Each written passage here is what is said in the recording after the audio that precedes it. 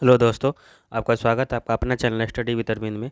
आज हम इस वीडियो में देखेंगे रेलवे प्लेटफॉर्म का जो रुक्मणी प्रकाशन का जो 2500 क्वेश्चंस का साइंस का सेट आया हुआ है, उसमें से आज हम सेट नंबर इसमें से 78 देखेंगे। इससे पहले हम 77 सेट डाल चुके हैं। अगर आप पिछला सारा सेट डाला हुआ है आप नहीं देखें तो चैनल पर जा करके आप सारा सेट देखिए। इसमें बहुत अच्छा क्वेश्चंस का कलेक्शन बनाया गया है। साइंस का 2500 और 100 सेट है। एक शिफ्ट में जितना क्वेश्चंस पूछा गया उसी का एक सेट बनाया गया है, तो आप इसको ज़रूर देखिए। इससे अभी जो एग्ज़ाम चल रहा है रेलवे ग्रुप डी का, इसमें आपको बहुत अधिक फ़ायदा पहुँचेगा। और बहुत ऐसा क्वेश्चन जो बार बार रिपीट किया हुआ क्वेश्चन है, न्यूमेरिकल्स है, तो आप इसको एक बार ज़रूर देख के जाइए और इसको शुरू से अंत तक देखिए। अगर आप इस चैनल पर नए आए हैं तो चैनल को सब्सक्राइब, लाइक और शेयर जरूर कीजिए। अगर आप इसका पीडीएफ लेना चाहते हैं तो study with Arvind Telegram channel पर जा करके आप इसका पीडीएफ भी ले सकते हैं। चलिए स्टार्ट करते हैं। आज का सेट नंबर होगा हमारा 78, जो 29/10/2018 का शिफ्ट नंबर 2 का पूछा गया क्वेश्चन है और इसमें से सारा मिक्सअप है, तो ज़रूर आप इसको देखिए। चलिए स्टार्ट करते हैं। आज का पहला क्वेश्चन है हमारा सेट नंबर 78 का, कि देखिए एक नंबर में क्या बोल रहा है वो, कि डैश समूह से संबंधित तत्व डी ब्लॉक के रूप में आता है। तो डी ब्लॉक वाला तत्व जो है आपका कहाँ से कहाँ तक होता है, ये 3 से लेकर के 12 वाला जो तत्व होता है आवर्त सारणी में, उसको हम डी ब्लॉक वाला तत्व बोलते हैं। SPDF होता है, तो आप इसको याद रखिए। तो जहाँ 3 से 12 वाले तत्व को क्या बोलेंगे, डी ब्लॉक, और इसी को हम संक्रमण धातु भी बोलते हैं। डी ब्लॉक वाले तत्व को संक्रमण धातु बोलते हैं, आप इसको ध्यान में रखिए। तो ये एक नंबर का डी नंबर आपका आंसर सही हो जाएगा। तो सर डी ब्लॉक कहाँ से कहाँ तक आ गया आपका, 3 से लेकर 12 तक के तत्व को हम डी ब्लॉक बोलेंगे। चलिए नेक्स्ट क्वेश्चन है हमारा 2 नंबर, धातु ऑक्साइड और अम्ल के बीच समान अभिक्रिया के संबंध को किस रूप में लिखा जा सकता है। किस रूप में हम इसको लिखते हैं वो दिखाना है आपको। तो धातु ऑक्साइड प्लस अम्ल मिल के आपको क्या बनेगा, लवण और पानी बनाता है। धातु जो है, धातु ऑक्साइड जब अम्ल से अभिक्रिया करेगा तो आपका क्या बन जाएगा, लवण और पानी। आप इसको ध्यान में रखिए। चलिए नेक्स्ट क्वेश्चन है हमारा 3 नंबर। देखिए 3 नंबर क्वेश्चन क्या बोल रहा है आपका,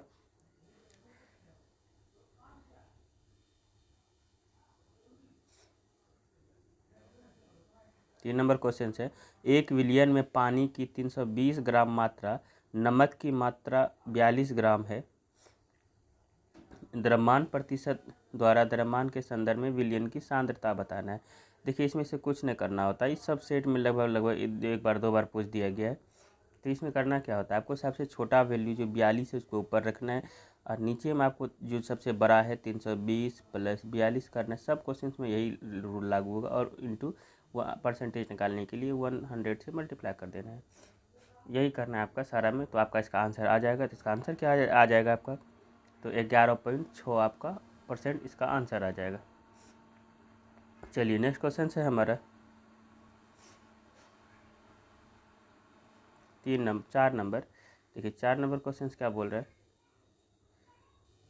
कि निम्नलिखित में से किस तत्व के आयन का आकार सबसे बड़ा होता है। तो सबसे बड़ा आकार जो होता है आपका फास्फोरस का होता है, क्योंकि इसका फॉर्मूला ही होता है P4। तो सबसे बड़ा आकार किसका हो जाएगा, आपका फास्फोरस का।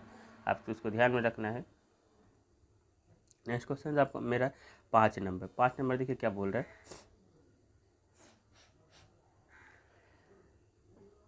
5 नंबर क्वेश्चन है, वह सीधी नलिका कौन सी है जो लगभग 40 सेंटीमीटर लंबा होती है और शुक्राणुओं की को वीर्य नलिका तक ले जाती है। इसको हम बोलते क्या है, तो ये शुक्रवाहिका बोलते हैं। जो 40 सेंटीमीटर लंबा होता है और शुक्राणुओं की वीर्य नलिका तक ले जाती है, तो शुक्रवाहिका होता है वो।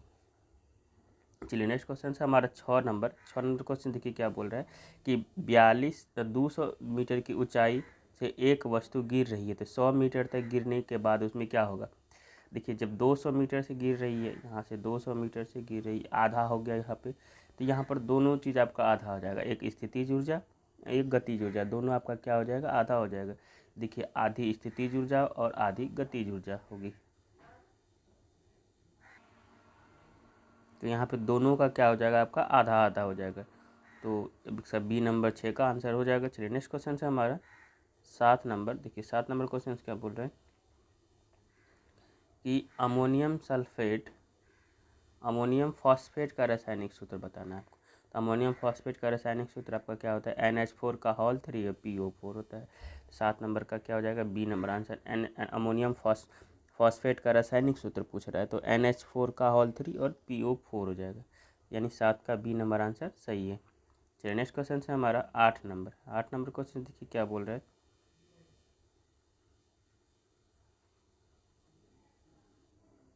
चलिए देखिए चांदी का इसमें क्या बोल रहा है कि चांदी का घनत्व दिया हुआ आपका 10.8 इंटू 10⁻³ kg/मीटर पर क्यूब तथा पानी का घनत्व दिया हुआ है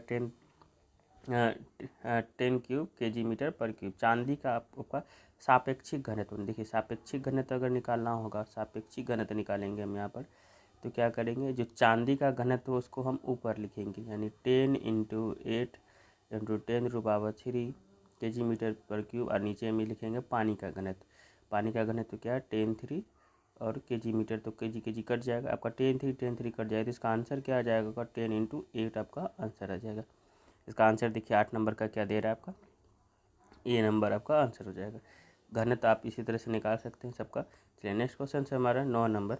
देखिए 9 नंबर क्वेश्चन क्या बोल रहा है कि एल्काइन का समान सूत्र क्या होता है। एल्काइन का जो समान सूत्र होता है वो CnH2n-2 होता है, यानी 9 का सी नंबर आपका आंसर सही हो जाएगा। एल्काइन का देखिए ये है आपका एल्केन का सूत्र, ये है केन का, आप याद रखिए इसको एल्केन बोलते हैं, और ये एल्केन हो जाएगा और ये कीन हो जाएगा, एल्कीन हो जाएगा, आप इसको कीन बोलिए, एल्केन, एल्कीन, और ये एल्काइन आपका ही है सी नंबर। तो इसका 3 गो होता है, एल्केन, एल्कीन और एल्काइन। तो आपका सूत्र पूछा था एल्काइन का। चलिए नेक्स्ट क्वेश्चन से हमारा 10 नंबर है कि जाइलम एक उत्तक है। तो जाइलम किस प्रकार का उत्तक है, तो ये एक जटिल अस्थाई उत्तक है। जाइलम और फ्लोएम दोनों है जो आपका जटिल अस्थाई उत्तक है, और स्क्लेन कामा, पोलेन कामा और कोलेन कामा वगैरह जो होता है वो क्या होता है आपका सरल अस्थाई उत्तक आता है, लेकिन जाइलम और फ्लोएम क्या है, जटिल अस्थाई उत्तक है, आप इसको ध्यान में रखिए।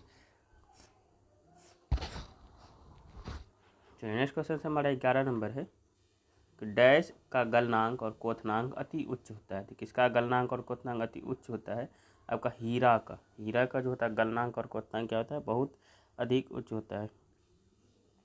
चलिए नेक्स्ट क्वेश्चन से हमारा 12 नंबर। देखिए 12 नंबर क्वेश्चन क्या बोल रहे हैं कि आंतरिक कान के अंदर दाब भिन्नता किसके द्वारा विद्युत संकेतों में बदल जाती है। तो आंतरिक कान के अंदर जो दाब भिन्नता है ये किसके कारण से ये विद्युत संकेतों में बदल जाती है, तो ये कर्णावर्त के कारण से विद्युत संकेत में बदल। 12 का डी नंबर आंसर आपका सही हो जाएगा। आंतरिक कान के अंदर जो दाब भिन्नता किसके कारण विद्युत संकेतों में बदलती है, तो कर्णावर्त के कारण से। चलिए नेक्स्ट क्वेश्चन से हमारा 12 का डी हो जाएगा। 13 नंबर देखिए क्या बोले, 1 किलोवाट आवर के बराबर होता है। तो 1 किलोवाट आवर के बराबर होता है 3.6 इंटू 10⁻6 जूल के बराबर होता है। आप ध्यान में रखिएगा, इसमें माइनस नहीं मारना है, देखिए माइनस वाला भी ऑप्शन है, तो 13 का सी नंबर आंसर आपका सही हो जाएगा। 3.6 इंटू 10⁻6 जूल, या नहीं तो इसमें से अगर पॉइंट हटा दे तो 36 × 10⁻5 जूल भी आपका देता है, या 36 लाख जूल भी देता है, तो तीनों आंसर इसका सही हो जाता है। चलिए नेक्स्ट क्वेश्चन से हमारा 14 नंबर। 14 नंबर क्वेश्चन देखिए क्या बोल रहा है कि संवेग बराबर क्या होता है, यानी p बराबर क्या होता है, तो यानी m भी होता है, द्रव्यमान गुना वेग होता है आपका। देखिए 14 का क्या हो जाएगा आपका, द्रव्यमान गुना वेग। 14 का डी नंबर आंसर सही हो जाएगा। नेक्स्ट क्वेश्चन से हमारा 15 नंबर है। 15 नंबर क्वेश्चन देखिए क्या बोल रहा है कि विभिन्न माध्यम में 25 डिग्री सेंटीग्रेड पर ध्वनि की चाल के संदर्भ में निम्नलिखित में से कौन सा कथन सत्य है। तो 25 डिग्री सेंटीग्रेड की चाल के संदर्भ में कौन सा कथन आपका सत्य है बताना है। देखिए स्टील में ध्वनि की चाल 5960 मीटर पर सेकंड, ये सही है आपका स्टील वाला। निकेल में 6240 होता है, ये नहीं होता 6240, ये इसका गलत है।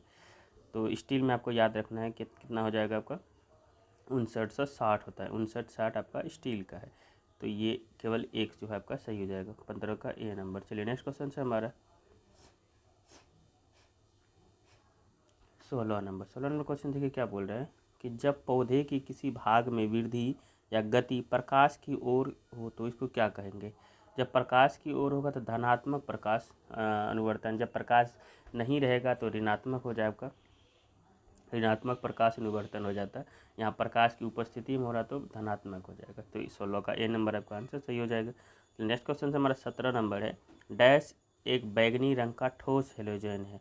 तो बैगनी रंग का आपको आयोडीन होता है, एक ठोस है और ये हेलोजन ग्रुप का है। ये क्लोरीन, फ्लोरीन, ब्रोमीन, आयोडीन, एस्टेटिन, ये सब आपका हेलोजन ग्रुप में आता है। और ये किस कलर का होता है आयोडीन? तो बैगनी कलर का होता है, आप इसको याद रखिए। चलिए नेक्स्ट क्वेश्चन से हमारा 18 नंबर क्वेश्चन देखिए क्या बोल रहा है कि 10 किग्रा द्रव्यमान की एक वस्तु भूमि से 8 मीटर की ऊंचाई पर हो तब इसमें कितनी ऊर्जा होगी, जबकि जी का मान आपका दिया हुआ है 9.8। ऊंचाई पर पूछ रहा है तो देखिए इसमें से हम mgh लगाएंगे। m का वैल्यू आपका कितना दिया हुआ 10 kg, g का वैल्यू दिया 9.8 और h का वैल्यू दिया आपका 8। यहाँ से इसका पॉइंट उड़ेगा 10, ये 10 करने के बाद देखिए 8 8 64 होता है, किसका लास्ट में 4 है तो 18 का ए नंबर आपका आंसर हो जाएगा। mgh लगाइए उसमें। चलिए नेक्स्ट क्वेश्चन से हमारा 19 नंबर, अंडप में डैश होते हैं। तो अंडप में आपका क्या होता है? तो ये बीजांश होता है। अंडप में क्या होता है? बीजांश होता है। 19 का डी नंबर आपका आंसर सही हो जाएगा। चलिए नेक्स्ट क्वेश्चन से हमारा 20 नंबर, 220 ग्राम कार्बन डाइऑक्साइड में मोल की संख्या बताना है। तो 220 ग्राम कार्बन डाइऑक्साइड में मोल की संख्या आपका क्या हो जाएगा? यहाँ पे देखिए 220 ग्राम दिया है कार्बन डाइऑक्साइड, तो हम इसमें से क्या करेंगे, पहले कार्बन डाइऑक्साइड का हमको द्रव्यमान पता होना चाहिए। तो CO2 का जो द्रव्यमान होता है कितना होता है? कार्बन का 6 12, ऑक्सीजन का 8 16 16 दूनी 32, यानी कि इसका 44 हो जाएगा। और दिया 220 को जब 44 से हम डिवाइड करेंगे तो कितना आ जाएगा आपका? देखिए यानी 6 आ जाएगा। 44 अच्छा 2 2 4 3 1 4, ठीक है ये। तो 220 20 का क्या हो जाएगा? ए आ जाएगा। 44 गुना अगर 5 कीजिएगा तो कितना हो जाएगा? 220 ग्राम। तो इसका मोल की संख्या कितना आ जाएगा इसमें? 5। पहले जिसका पूछे उसका पहले आपको द्रव्यमान निकाल लेना है। चलिए नेक्स्ट क्वेश्चन से हमारा 21 नंबर, 21 नंबर क्वेश्चन देखिए क्या बोल रहे हैं कि किसी पानी की बोतल में पानी द्वारा प्रयुक्त किए गए ऊर्ध्वगामी बल को क्या कहा जाता है? तो पानी द्वारा प्रयुक्त किए गए ऊर्ध्वगामी बल को क्या बोलते हैं? उत्प्लावक बल बोलते हैं। 21 का ए नंबर आपका आंसर सही हो जाएगा। चलिए नेक्स्ट क्वेश्चन से हमारा 22 नंबर कि द्रव्यमान और वेग के गुणनफल को क्या बोलते हैं? देखिए P बराबर होता है, यानी पोटेंशियल संवेग इसको बोलते हैं P से। तो द्रव्यमान यानी m इंटू वेग होता है, P बराबर mv। तो क्या हो जाएगा? इसको संवेग हो जाएगा। संवेग बराबर इसी को P से डिनोट करते हैं, मोमेंटम जो होता है आपका। तो 22 का बी नंबर आंसर सही हो जाएगा। चलिए नेक्स्ट क्वेश्चन से हमारा 23 नंबर, देखिए 23 नंबर क्वेश्चन क्या बोल रहे हैं कि पौधे में स्रावित होने वाले हार्मोन्स जो तने के विकास में मदद करते हैं। जो पौधे में जो स्रावित होता है, जो तना का विकास में मदद करता है, कौन सा हार्मोन होता है? हमारा ऑक्जिन्स होता है। ऑक्जिन्स आप याद रखिए। तो नेक्स्ट क्वेश्चन से हमारा 24 नंबर है कि 12 वोल्ट के विभवांतर वाले दो बिंदुओं के बीच 4 कूलम आवेश हस्तांतरित करने में कितना काम किया जाता है? तो काम पूछ रहा है। देखिए W बराबर क्या होता है? Q इंटू भी होता है। Q इंटू भी, देखिए Q आवेश हो गया आपका कितना दिया? 4 कूलम, और भी यानी 12 वोल्ट, 12 चौको कितना हो जाएगा? 48 जूल हो जाएगा। जब भी काम होगा, काम का मात्रक आप याद रखिए जूल होता है, तो यहाँ 48 जूल हो जाएगा। 24 का बी नंबर आंसर सही हो जाएगा। चलिए नेक्स्ट क्वेश्चन से हमारा 25 नंबर, देखिए 25 नंबर क्वेश्चन क्या बोल रहा है कि रोजाइट्स के संबंध में निम्नलिखित में से कौन सा सही नहीं है? तो देखिए कौन सा सही नहीं है? इनकी संरचना और कार्य संवहनीय भूपादप के मूल रोम के समान होती है, ये आपका सही है। ये ब्रायोफाइट्स की निचली बाह्य त्वचा एपिडर्मल कोशिकाओं से बढ़ने वाले उभार होते हैं, ये भी आपका सही है। ये एपिथीलियम उत्तक से बनी बहुकोशिकीय संरचना, ये बहुकोशिकीय संरचना नहीं होता, ये एक कोशिकीय संरचना था, आप इसको ध्यान में रखिए। ये बहुकोशिकीय नहीं होगा, ये एक कोशिकीय होता है जो रोजाइट्स होता है। और रोजाइट्स की सहायता से यह अधः स्तर से जुड़ जाते हैं, ये भी आपका सही है। तो यही आपका सी नंबर क्या हो जाएगा? आंसर हो जाएगा, जो बहुकोशिकीय नहीं होता है। तो रोजाइट्स के संबंध में आप देखिए क्या क्या होता है। इनकी संरचना कार्य संवहनीय भूपातप के मूल रोम के समान होती है। ये ब्रायोफाइट्स के निचले बाह्य त्वचा यानी एपिडर्मल कोशिकाओं से भरने वाले उभार होते हैं। और ये रोजाइट्स के संबंध में अधस्तर से जुड़ा होता है। तो क्या नहीं होता? ये बहुकोशिकीय नहीं होता है। तो 25 का सी नंबर आंसर सही हो जाएगा। तो इस तरह से हमारा सेट नंबर 78 भी कंप्लीट हुआ। अगर आप इस चैनल पर नए हैं तो चैनल को सब्सक्राइब, लाइक और शेयर जरूर कीजिए। इससे पहले वाला सेट नहीं देखें तो उसको भी ज़रूर देखिए। चलिए मिलते हैं नेक्स्ट सेट में। Thank you.